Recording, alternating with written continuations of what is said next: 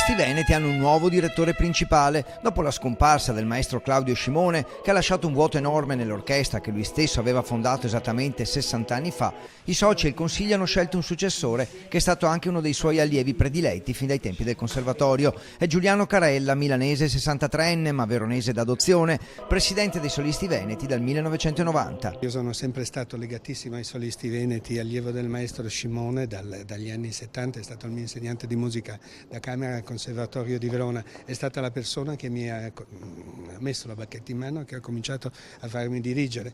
Il nuovo direttore artistico sarà Clementina Scimone, la moglie del maestro, per un'orchestra conosciuta in tutto il mondo, protagonista di tournée indimenticabili e che ha ospitato e ospiterà ancora innumerevoli solisti di livello mondiale per un futuro tra tradizione e cambiamento. Di mantenere appunto questo patrimonio storico, che è un patrimonio poi di 60 anni, cioè qualcosa che è stato costruito veramente in decenni di lavoro straordinario, e nello stesso momento si cercherà di allargare per trovare delle nuove possibilità. Primo appuntamento ufficiale il 49esimo Festival Internazionale Tartini, 25 concerti tra maggio e ottobre in tutta Italia. Si comincia il 31 maggio nella Chiesa degli Eremitani. Il presidente della provincia ha poi già invitato l'orchestra a suonare nella sala consiliare di Palazzo Santo Stefano.